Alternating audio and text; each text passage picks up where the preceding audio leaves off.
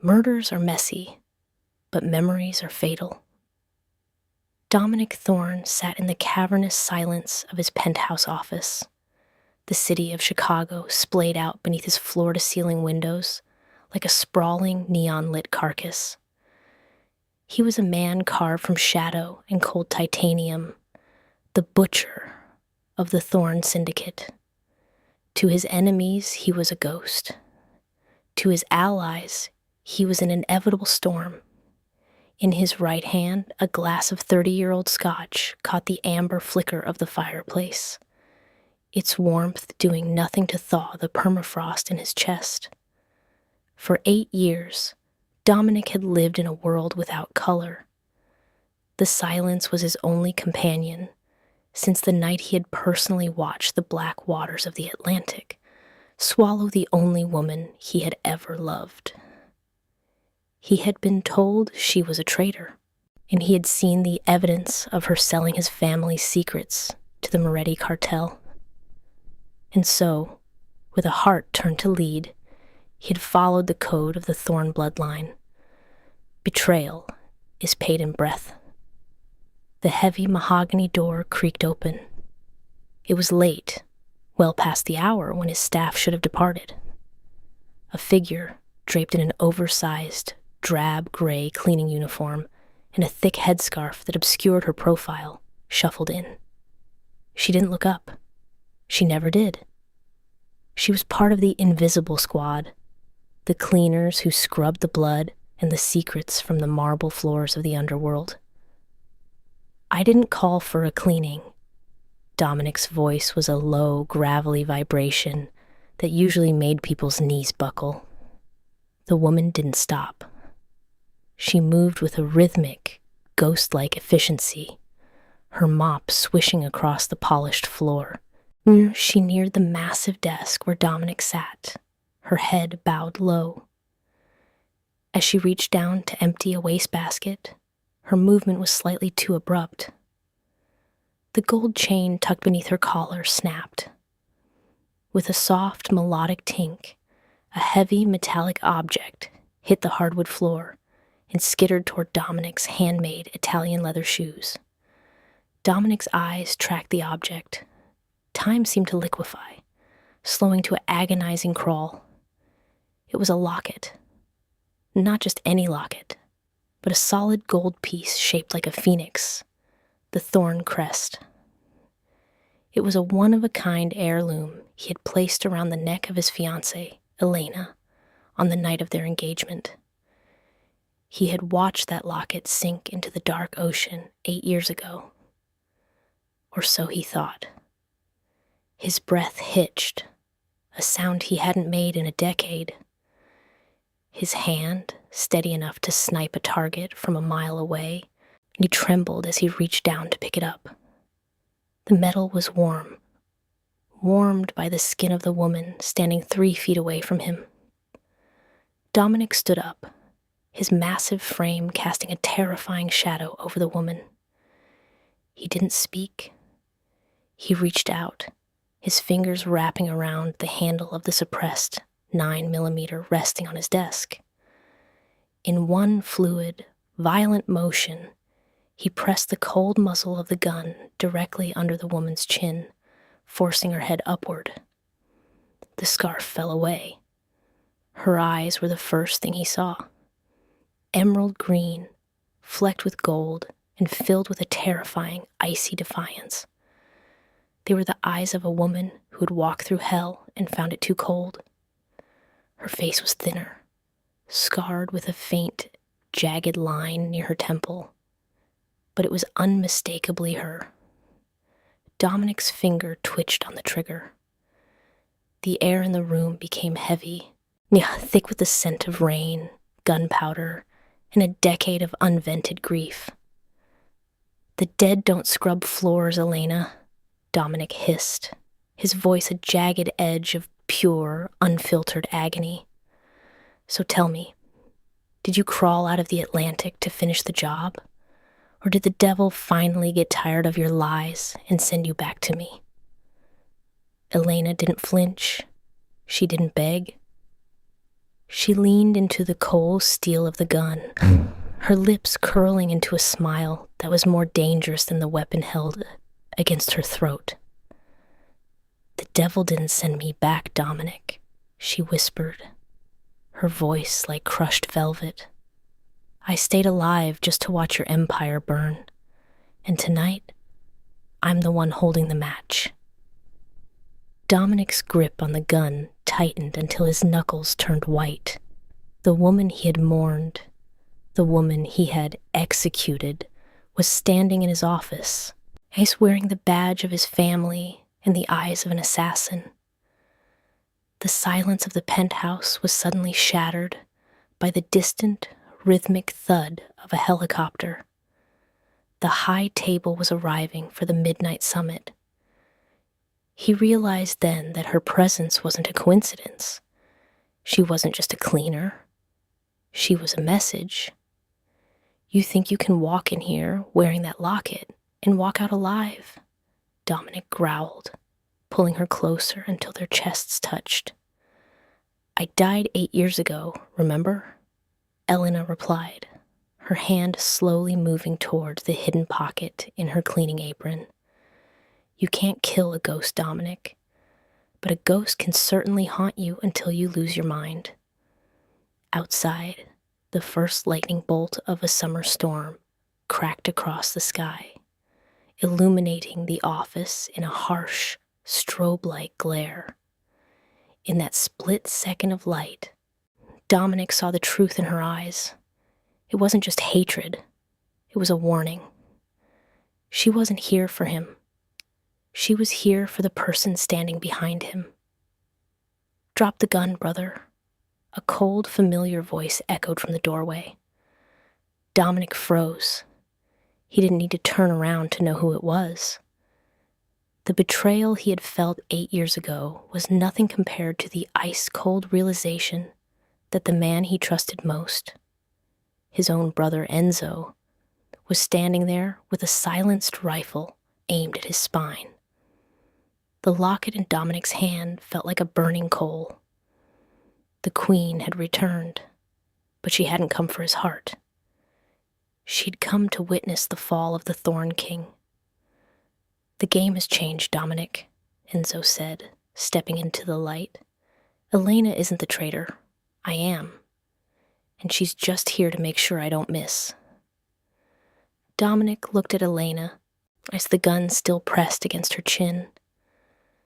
The woman who was supposed to be his prey was now his only hope for survival, and the brother he would have died for was the one holding the blade. The vow of silence was broken, and the blood that was about to spill would be the most expensive in the history of the Thorn Syndicate. The penthouse office, once a temple of absolute power, had become a cage of mirrors and muzzles. Dominic didn't lower the gun from Elena's chin, even as he felt the laser of Enzo's rifle burning a hole through his shoulder blades. The irony was a bitter pill. He was holding the woman he loved at gunpoint, while the brother he cherished prepared to execute them both. "You always were too sentimental, Dominic."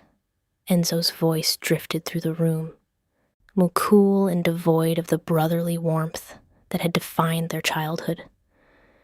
"You spent 8 years grieving a traitor instead of looking at the man sitting across the dinner table from you." Dominic's jaw tightened. "The explosion in the Atlantic.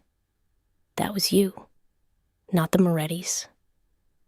"The Morettis were just the convenient boogeyman." Enzo laughed, a sharp, hollow sound. "I needed you broken. A broken king is easier to whisper to. But Elena, she was supposed to stay at the bottom of the ocean. How you managed to claw your way back into this building, I'll never know." Elena's eyes didn't leave Dominic's. "I didn't claw my way back for him, Enzo. I came for the man who pulled the trigger." Suddenly, the skyscraper groaned. A flash of lightning illuminated the room, and in that split second, Elena moved. She didn't pull a weapon. Near, she grabbed the barrel of Dominic's gun and slammed it upward. Thwip. Enzo's shot missed Dominic's head by an inch, shattering a vintage bottle of brandy on the shelf behind him. The room erupted into a blur of motion. Dominic tackled Elena to the floor, just as a second burst of gunfire peppered the mahogany desk. "Stay down!" Dominic roared, his protective instincts overriding a decade of cultivated hate. He reached under the desk, hitting a silent alarm that triggered the blackout protocol. Heavy steel shutters slammed down over the glass windows, and the room was plunged into a suffocating, crimson emergency glow. We have 30 seconds before my security team realizes Enzo has replaced them with his own men. Dominic hissed, his hand gripping Elena's arm, and he dragged her toward a hidden seam in the oak-paneled wall, a private elevator meant for a quick escape. Inside the cramped elevator, the silence was deafening. The crimson light made the scars on Elena's face look like fresh wounds. Dominic stood over her, his breathing heavy, the gold phoenix locket still clenched in his fist. "Why?" Dominic's voice was a broken whisper. "If you knew Enzo framed you, why didn't you come to me? Why let me live in that hell for 8 years? Elena leaned against the cold metal wall, her eyes reflecting a pain that no bullet could inflict. "Because I saw your face that night, Dominic. When you gave the order to the guards to throw me overboard, you didn't even look me in the eye. You believed them, and you believed the folders and the photos more than the woman who slept beside you. The evidence was perfect, Elena. It was my family's seals.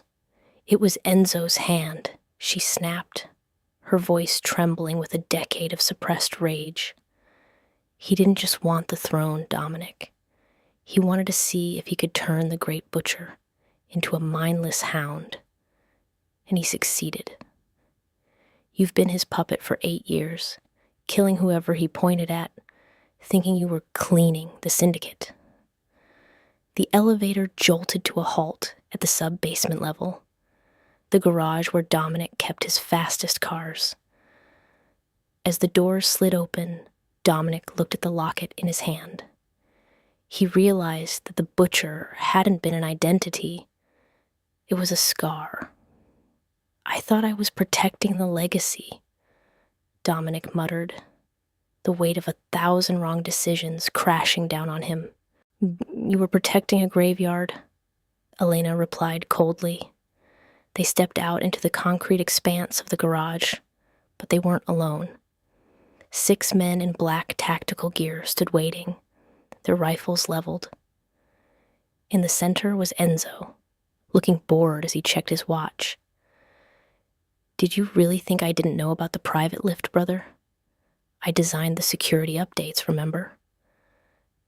Enzo stepped forward, his eyes lingering on Elena.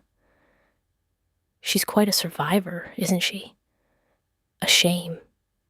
I actually liked the way she looked in that locket." Dominic stepped in front of Elena, shielding her with his massive frame. He knew he couldn't outgun 6 men, but the butcher had one final card to play. "You want the syndicate, Enzo?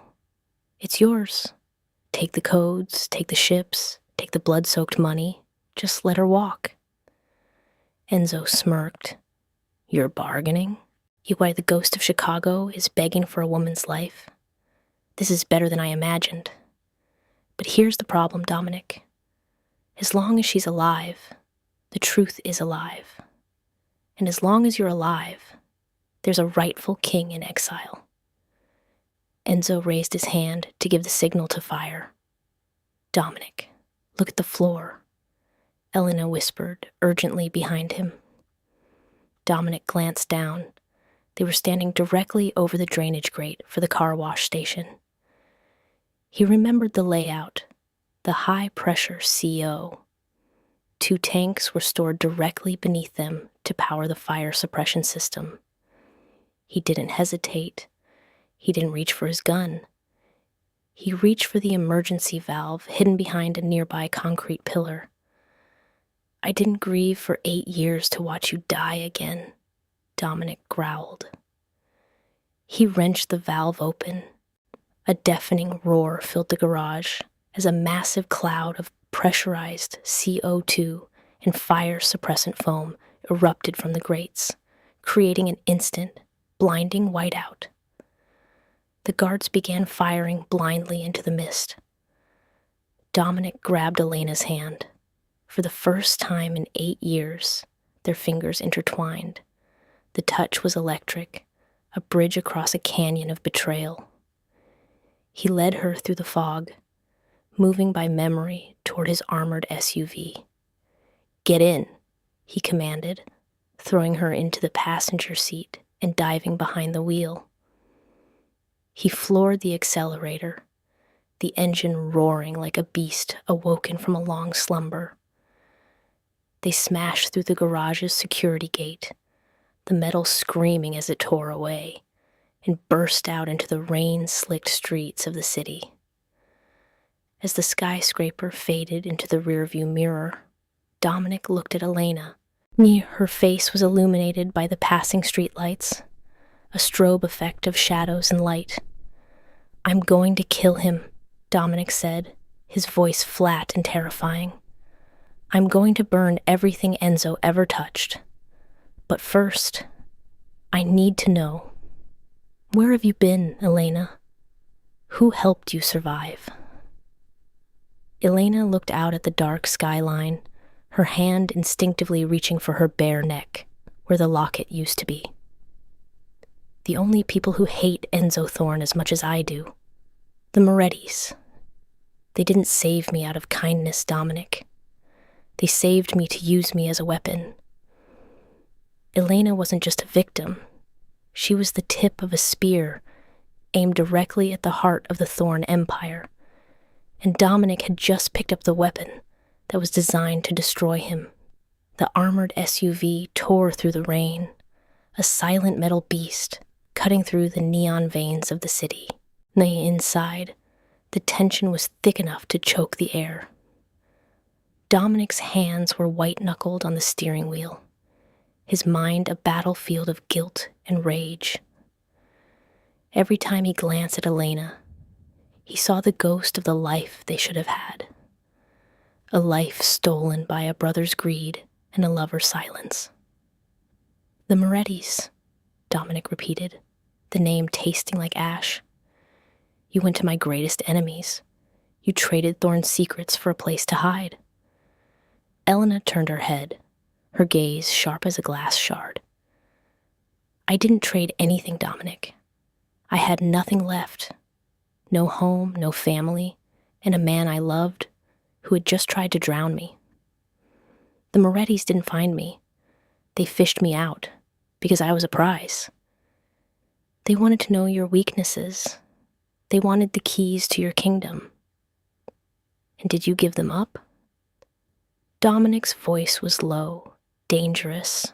I gave them enough to keep me alive," she whispered. "But I realized something while I was in their shadow. Enzo wasn't just working with them. He was being funded by them. The coup 8 years ago wasn't just a brother wanting a throne. It was a hostile takeover. The Morettis own the Thorne Syndicate now, Dominic. Enzo is just their well-dressed puppet." The realization hit Dominic like a physical blow. The legacy he had been protecting, the blood he had shed to keep the Thorne name feared, it was all a facade. He had been a mercenary for his own rivals, led by a brother who had sold their father's soul for a seat at a table that didn't belong to him. Suddenly, Dominic's phone buzzed in the center console. An encrypted video feed flickered to life, and it was a live stream from his safe house, a secluded villa in the outskirts where he kept his most private records. The screen showed a man standing in the center of the room. It wasn't Enzo. It was Silas Vane, Dominic's godfather, and the man who had raised both brothers after their parents were killed. Silas was calmly pouring a glass of wine, surrounded by Moretti soldiers. "Dominic, my boy," Silas said, his voice smooth as silk over the speakers. "I assume you've reunited with our dear Elena. A messy complication, but perhaps a necessary one for the final act." Dominic pulled the car over into a dark alley, his heart hammering against his ribs. "Silas? You're with them?" "I've always been with them, Dominic," Silas sighed, looking into the camera with faux disappointment. "Your father was a stubborn man. He refused to modernize. He refused to merge. So he had to be removed. Enzo was easy to tilt.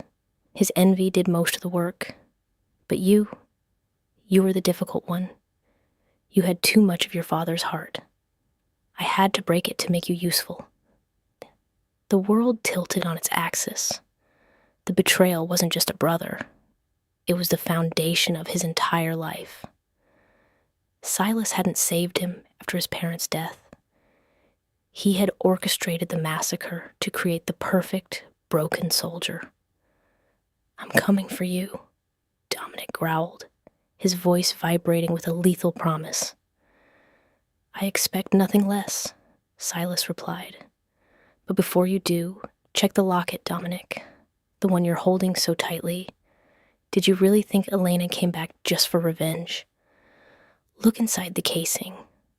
The feed cut to black. Dominic looked down at the gold phoenix locket in his lap. Elena reached out, for to her hand trembling as she touched the metal. "I didn't know," she whispered. "They told me it was just a tracker to find you." Dominic took a tactical knife from his belt and pried at the seam of the locket. It didn't pop open to reveal a photo. Instead, the front face slid to the side, revealing a microscopic, high-density storage drive and a small blinking red LED. "It's not just a tracker," Dominic realized, his face turning pale.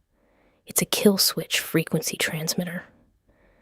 "Silas didn't send you to watch me burn, Elena. He sent you to be the beacon. Every Thorn security system, every safe, every encrypted server is hardwired to respond to this frequency. By bringing you into the penthouse, I didn't just let in a ghost. I gave Silas the master key to every asset I have left." Elena's face crumpled. "I was the Trojan horse?" "Yeah, again." "No," Dominic said, his gaze hardening as he looked at the blinking red light. "You were the bait. But Silas forgot one thing. He taught me how to be a butcher, but he forgot that a butcher knows exactly where the veins are." Dominic looked at the storage drive. If this held the master keys to the Thorn Empire, it also held the records of every transaction, every bribe, and every murder Silas and Enzo had committed over the last decade. It was the only thing that could destroy the Moretti alliance from the inside. "We aren't going to the Morettis," Dominic said, shifting the car back into gear. "And we aren't running." "Where are we going?" Elena asked, wiping a stray tear from her scarred cheek. "To the only place Silas can't touch," Dominic replied. "The Thorn Vault, the old one, and under the cathedral where our parents are buried. It's the only server that isn't connected to the digital grid. If we can upload this drive there, we can broadcast the truth to every syndicate family in the world. They'll tear Silas and Enzo apart for us." But as they sped toward the cathedral, the headlights of 4 black SUVs appeared in the rearview mirror. The Morettis weren't waiting for the frequency to work. They were coming to collect the queen and finish the king. Dominic gripped Elena's hand, his thumb brushing over the locket. 8 years ago, I didn't fight for you. Tonight, I'll burn this whole city down just to make sure you breathe. The villain wasn't just a brother, but a father figure who had built Dominic's life on a foundation of corpses. Now, the butcher had to decide if he was willing to become a monster one last time to save the woman he had once condemned. The rain had turned into a torrential downpour, washing over the windshield like a dark curtain. The Gothic spires of St. Jude's Cathedral loomed ahead, a jagged silhouette of stone and shadow against the lightning-streaked sky. This was the Thorne family's foundation, literally. Beneath the hallowed ground of the cathedral lay the Dead Drop, a Cold War-era vault designed by Dominic's father as a final sanctuary for the family's secrets. If we get that drive into the mainframe, Silas is done, Dominic said, his voice tight. The Syndicate Council operates on a code of blood loyalty. If they see proof that Silas murdered the original Thorne patriarch to hand the keys to the Morettis, they'll execute him before sunrise. Elena looked at the stone walls of the cathedral. You're going into a tomb, Dominic. That's exactly where Silas wants you. They moved through the side entrance, their footsteps echoing against the vaulted ceilings. Dominic led her to the crypts, moving aside a heavy marble sarcophagus to reveal a keypad. He punched in a code, a date only he knew. The floor vibrated, and a stone slab slid back to reveal a staircase leading into the dark. The vault was a cold, high-tech cavern of flickering monitors and humming servers, isolated from the world by 10 feet of reinforced concrete and lead lining. Dominic rushed to the central terminal, his fingers flying over the keys. "Uploading now," he muttered. The screen showed a progress bar. 2%, 8%, 15%. Dominic, Elena's voice was small, haunted.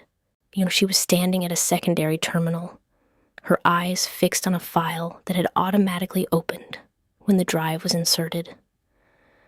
"Look at the Omega folder. It's dated the night your parents died." Dominic froze. He moved to her side, his heart sinking. The folder didn't contain orders from the Morettis. It contained a voice recording. He clicked it. "Dominic, Enzo, if you are hearing this, I have failed you."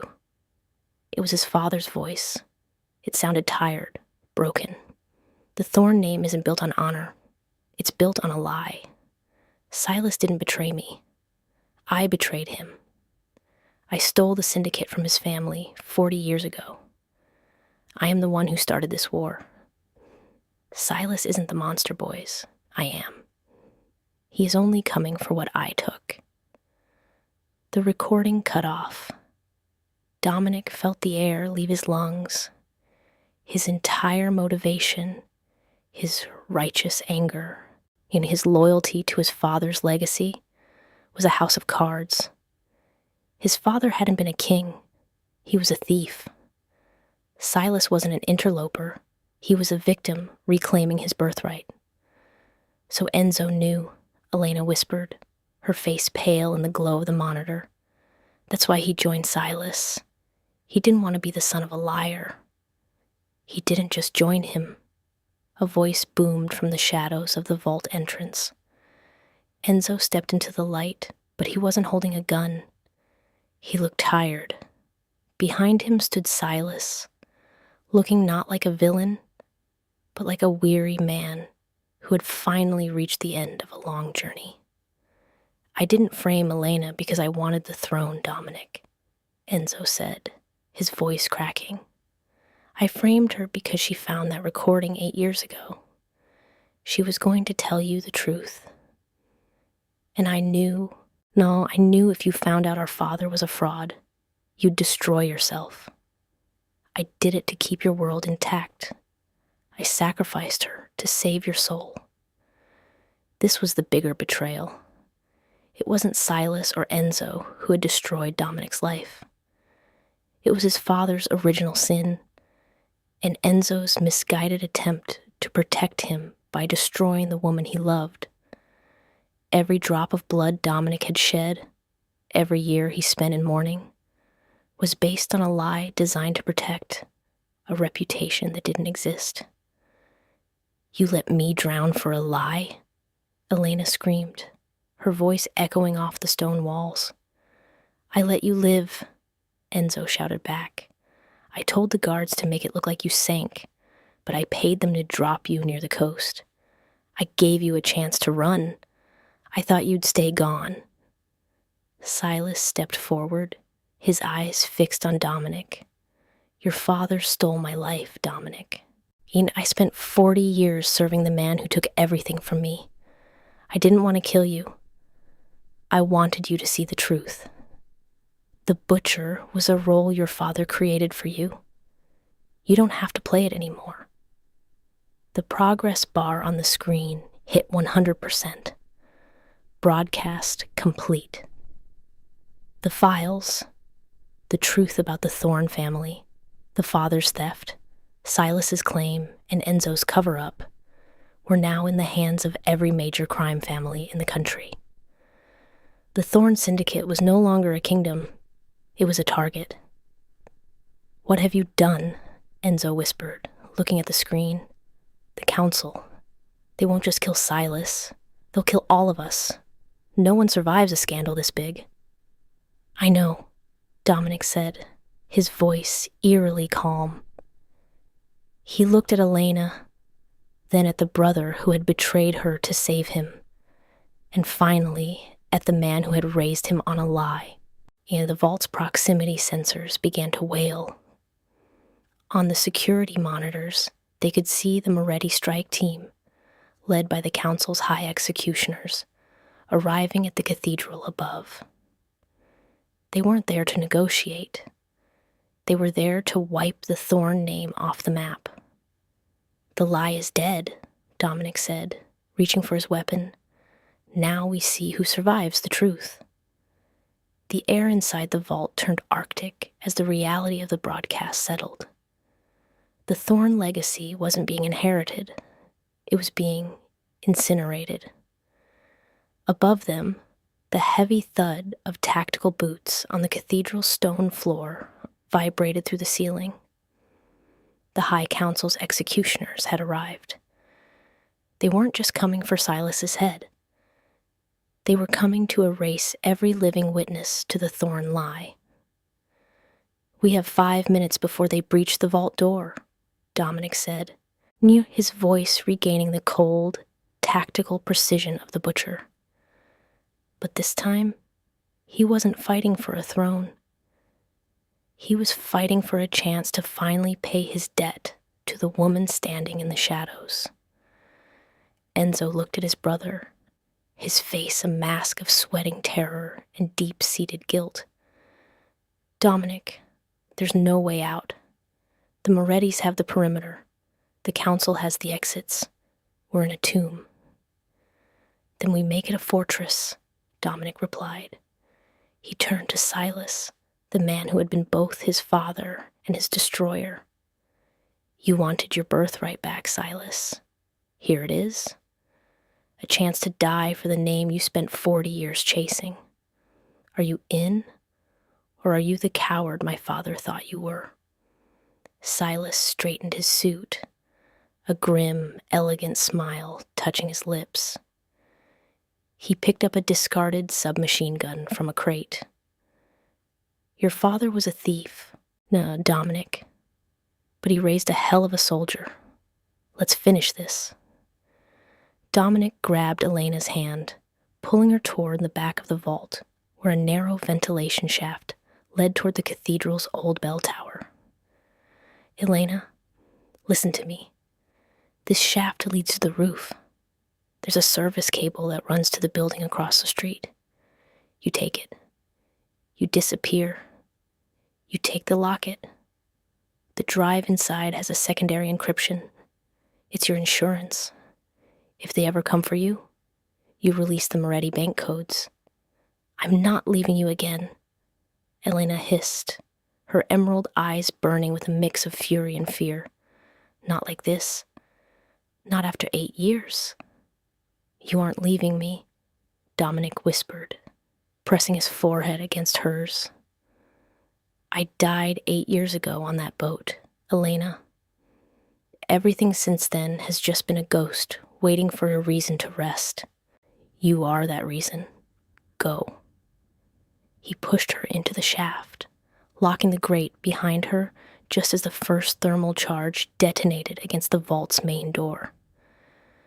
The explosion rocked the room, sending a shower of sparks and dust from the ceiling.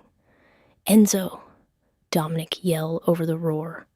Cover the left flank. Silas, the right. If we're going to hell, we're taking the council with us. The vault door buckled and flew off its hinges.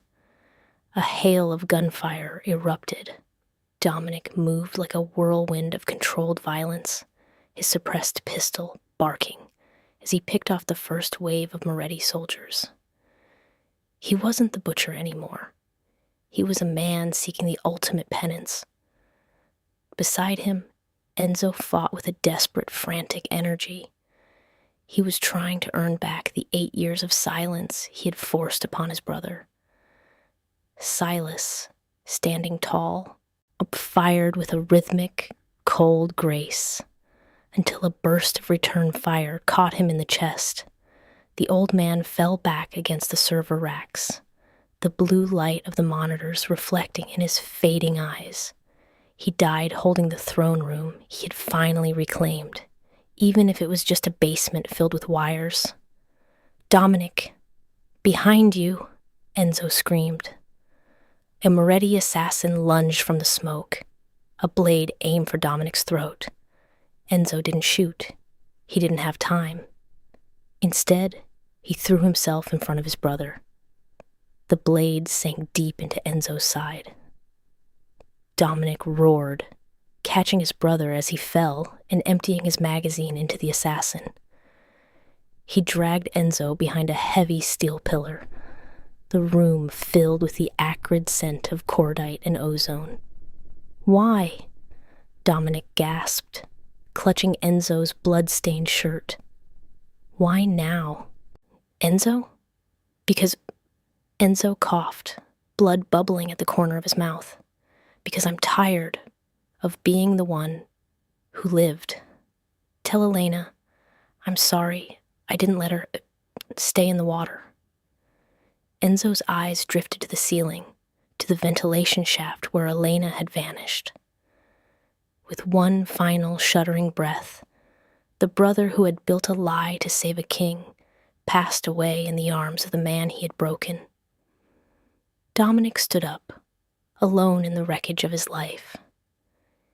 He could hear the heavy footsteps of the second wave of executioners. He picked up Enzo's rifle and Silas's submachine gun.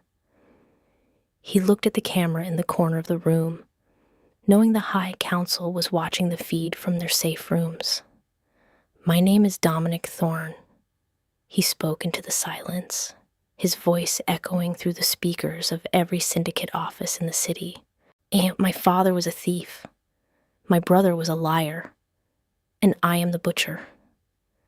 But today, the Thorne Syndicate ends.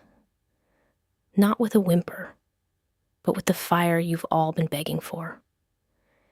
He reached into his pocket and pulled out a small remote, the detonator for the C4 he had planted in the cathedral's structural supports when they first arrived. Justice is in a courtroom, Dominic whispered, thinking of the emerald eyes and the gold locket one last time. Justice is a clean slate. He pressed the button. The cathedral didn't just fall, it folded. The ancient stone groans were drowned out by the roar of 1,000 pounds of explosives.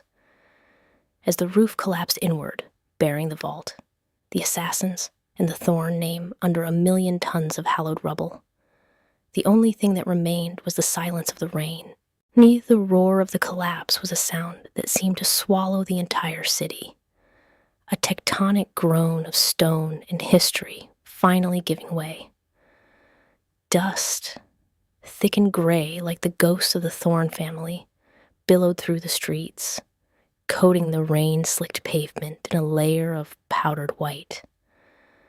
From the building across the street, perched on the cold metal of the fire escape, Elena watched the Gothic spires of St. Jude's sink into the earth.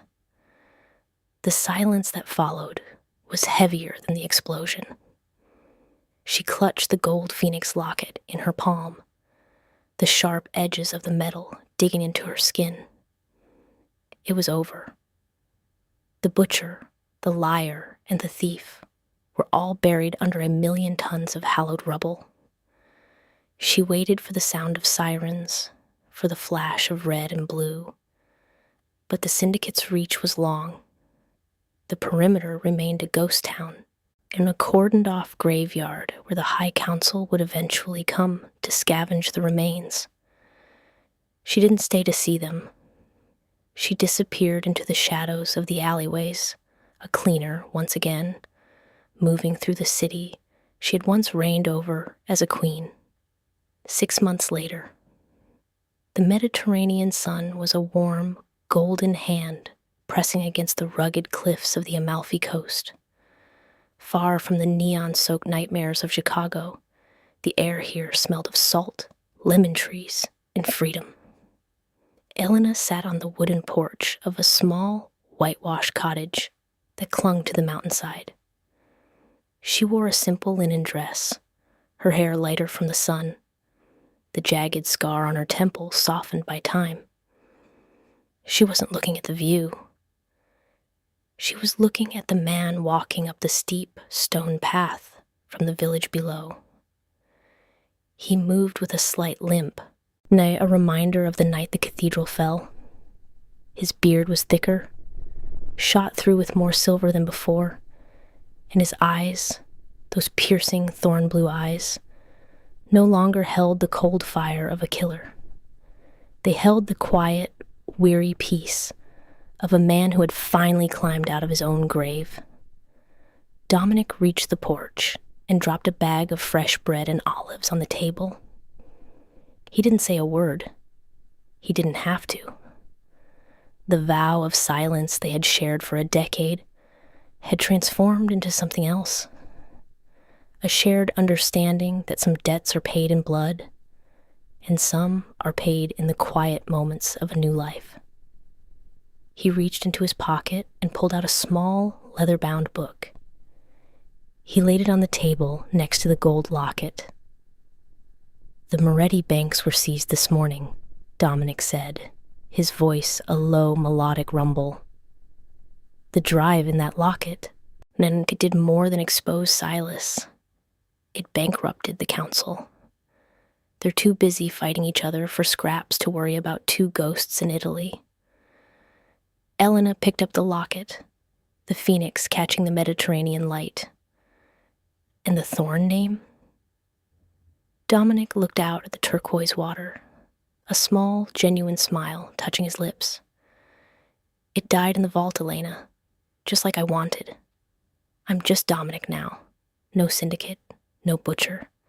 Just a man who owes a very patient woman a lifetime of apologies." Elena stood up and stepped into his space, the tension of 8 years finally evaporating into the warm sea breeze. She placed the locket around her neck, but this time, it didn't feel like a weight. It felt like a trophy. "You don't owe me apologies, Dominic," she whispered, her hand resting on his chest, feeling the steady and rhythmic heartbeat of a man who was finally, truly alive.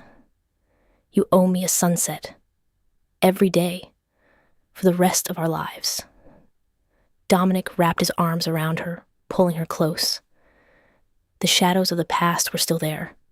They always would be, but they were no longer the masters of his soul. He had burned down a kingdom to save a heart, and as the sun began its slow crimson descent into the ocean, he realized it was the best trade he had ever made. The phoenix had burned, and from the ashes, they had finally found home.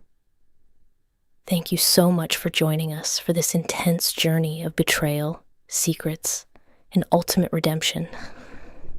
If the story of Dominic and Elena moved you, please consider hitting the like button and subscribing to the channel for more high-stakes cinematic dramas.